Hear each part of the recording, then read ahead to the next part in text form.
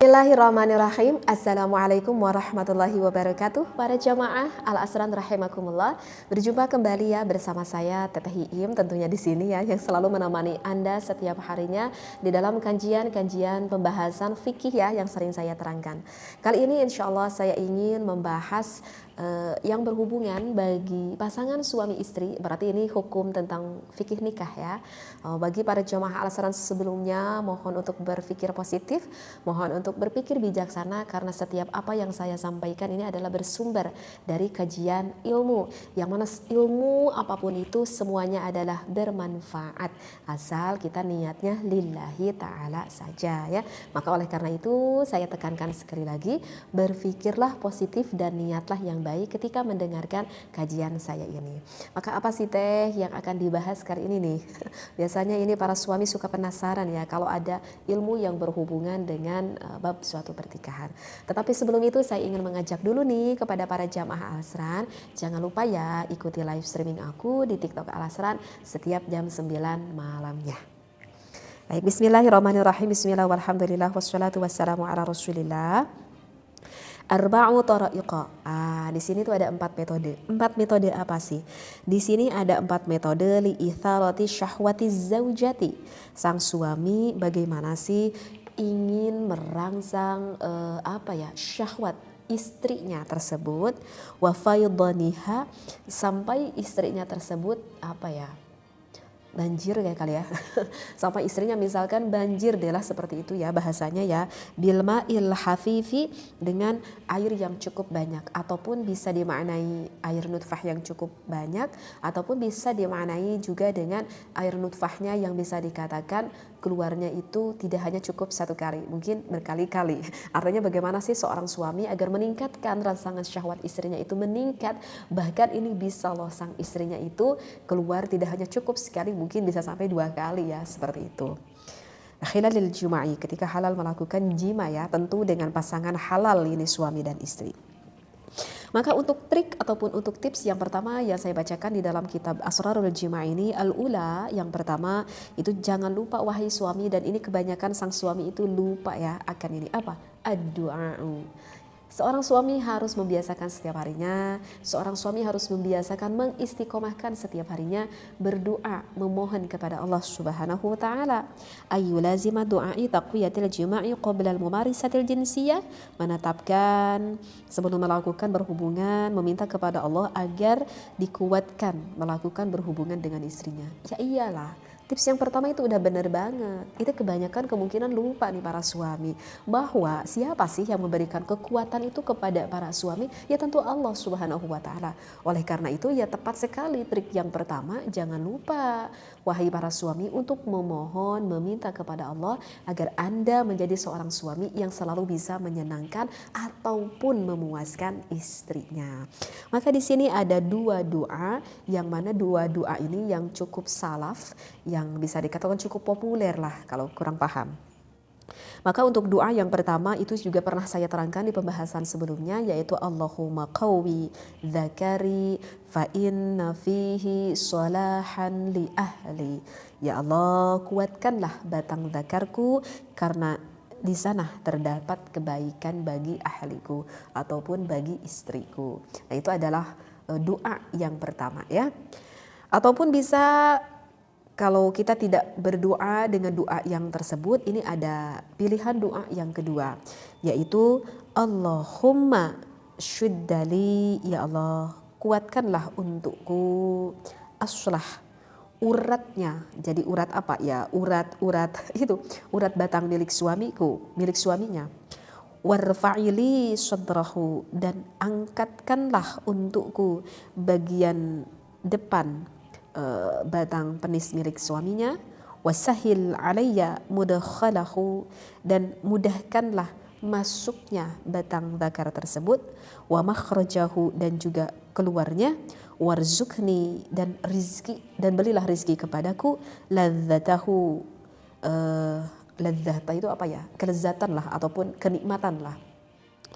Wahabli dzurriyyatan shalihatan, dan berikanlah kepadaku keturunan yang salih.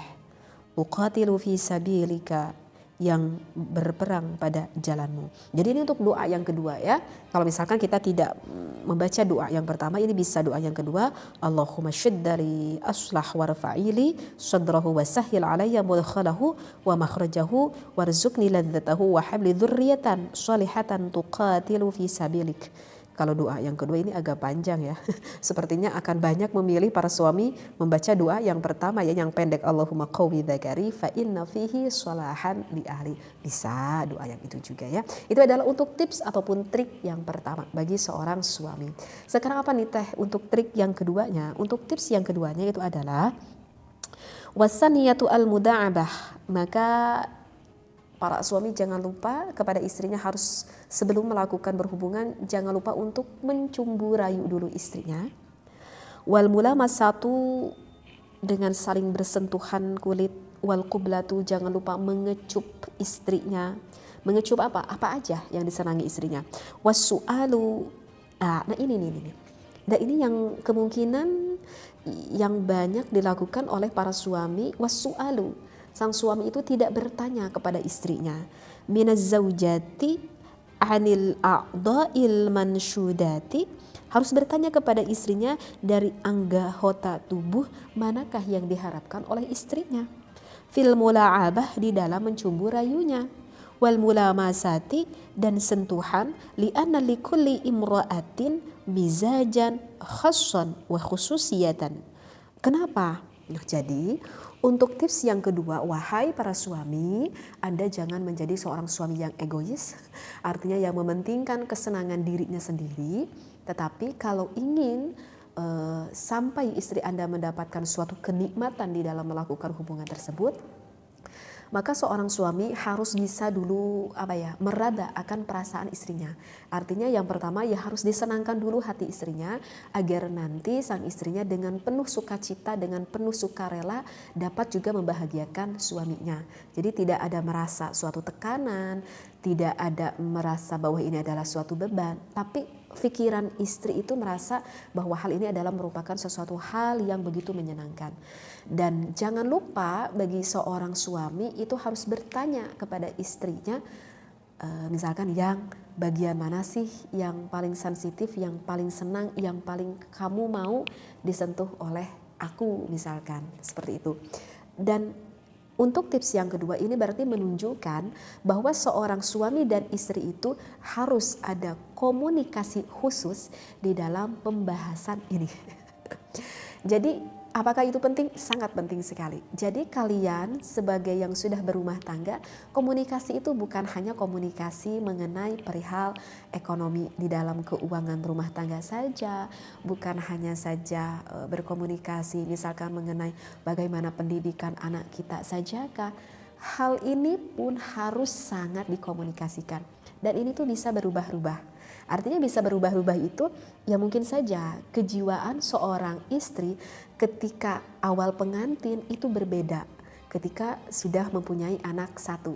Awal pengantin itu istrinya tidak terlalu stres, bahagia terus karena belum ada beban dalam hidupnya, tidak ada beban untuk mengurus anaknya. Ketika sang istrinya sudah mempunyai anak satu, mungkin sudah mulai ada sedikit beban karena harus mengurus anaknya, yang mana hal itu baru diketemui di dalam kehidupannya. Sekarang aku harus bangun setiap malam, sekarang aku harus menyusui, sekarang harus ini itu. Dan itu bisa mempengaruhi akan mental seorang perempuan. Apalagi kalau misalkan ditambah anak 2, ditambah anak 3. Nah ini memang yang harus betul-betul dikomunikasikan antara pasangan suami istri. Karena kehidupan yang terjadi setiap hari di dalam kehidupan kita itu akan sangat mempengaruhi sekali akan hormonal, apalagi tentang hubungan seksualitas tersebut. Jadi untuk tips yang kedua, intinya harus ada komunikasi yang baik antara suami dan juga istri. Wasalisatu, dan untuk yang ketiganya, al-jima'u wa idkhal adz-dzakari ila farji zaujatihi, melakukan berhubungan memasukkan hasyafah kepada farji sang istrinya, ma'a mura'atil asalibi, serta menjaga gaya mungkin ya, gaya melakukan berhubungan, wal mubuli, dan cenderung al-marghuyati, yang disenangi min bainihima, antara suami dan juga istri. Nah, untuk tips yang ketiga, apa sih yang harus dikomunikasikan? Yang harus dikomunikasikan itu adalah perihal gaya. Penting di dalam berumah tangga. Mungkin ketika kita awal berumah tangga ya, kata suaminya kepada istrinya, mungkin karena kita belum berpengalaman sehingga gayanya ya begitu saja. Ketika sekarang kita sudah berumah tangga, sudah punya anak 2, punya anak 3, mungkin kita udah semakin berpengalaman mungkin ya. Dan aduh aku jenuh juga nih, misalkan kata istrinya, ya mas dengan gaya itu saja, ataupun di ruangan ini saja. Maka boleh berimajinasi, maka boleh sang suami dan istrinya berkomunikasi yang baik, mencari gaya-gaya yang baru. Kecuali memang gaya yang diharamkan oleh Allah, yang penting masuklah kepada lubang yang benar, tidak boleh memasuki lubang yang belakang ataupun memasuki kepada lubang istrinya ketika sedang haid. Hanya itu aja sih yang diharamkan. Selain dari itu dihalalkan. Jadi kalian itu mau gaya apa saja itu sebetulnya dihalalkan oleh Allah Subhanahu wa taala. Dan itu adalah trik ataupun tips yang ketiga yang disampaikan oleh ulama. Warabi'atu, yang keempatnya, adamu nisyanir rajuli, jangan lupa seorang suami ya, fi lamsi ujuzi zawjati, jangan lupa seorang suami untuk menyentuh istrinya. Bagian apa sih yang harus disentuh oleh suami kepada istrinya? Wathadiyaiha, maaf sekali, ini bahasa di dalam kitab fikihnya seperti ini, maaf sekali dengan bahasa harus menyentuh kedua puting yang dimiliki di bagian dada sang istrinya. Min khilalil jima'i, di sela-sela ketika melakukan berhubungan biologis tersebut. Bisyaklit tabaduli, dengan model bergantian. Idza ra'aita ya ayyuhar rajuli hadhihi kullaha, jika engkau menjaga seorang suami pada semua ini. Satajidu zawjatika fi syahwatil mulatihiyati, maka kau akan menemui istrimu yang begitu bergelora. Wal faydanil khafifi fil farji, dan akan menemui istrimu itu yang begitu dahsyat sekali sampai mengeluarkan air nutfahnya di farjinya sang istri. Ini masih ada juga nih pembahasan Ibnu Abdul Wahid. Jadi intinya begini nih, untuk yang keempat, jangan lupa bagi seorang suami ketika melakukan hubungan biologis tersebut, jangan sampai sang suami melupakan pada bagian dadanya dan juga pada bagian bokong yang dimiliki oleh istrinya. Karena apa? Karena memang maaf banget bahasa di dalam referensi kitabnya, karena di bagian puting yang dimiliki oleh istri tersebut itu sangat besar sekali rangsangannya di sana, karena memang banyak sekali syaraf-syaraf yang tersimpan di sana. Maka itu jika para suami lebih spesifik ketika melakukan berhubungan, ketika gelora sang istrinya sudah meningkat syahwatnya, dimainkan di bagian dada istrinya tersebut, itu akan lebih memudahkan sekali semakin memuncaknya gairah istrinya. Karena memang di sana Allah menciptakan bagian-bagian syaraf yang cukup besar di sana yang terkumpul di bagian, apalagi pada puting ataupun puting dada bagian istrinya, seperti itu ya. Jadi ini adalah ada 4 trik ataupun ada 4 tips yang saya bacakan di dalam Asrarul Jima bagi seorang suami yang ingin sekali menyenangkan istrinya, sehingga ketika sudah melakukan berhubungan dengan sang suaminya, sang istrinya tidak akan mengalami kekecewaan dikarenakan kecewa karena apa ya, misal dikarenakan sang istrinya itu tidak sampai inzal, istrinya itu tidak sampai keluar menuju kepada puncak kenikmatan tersebut. Oleh itu, ini adalah ilmu yang khusus sebetulnya bagi seorang suami yang diperuntukkan bagi yang ingin menyenangkan istrinya. Jika wahai para suami mendengarkan ilmu ini, jika Anda diniati beribadah, sekali lagi saya tekankan, untuk diniati beribadah, ingin menyenangkan istri Anda, maka ketika Anda mendengarkan ilmu ini akan berubah menjadi suatu ibadah. Semoga tips ini dapat membantu bagi pasangan suami istri semuanya. Wallahu a'lam. Wassalamualaikum warahmatullahi wabarakatuh.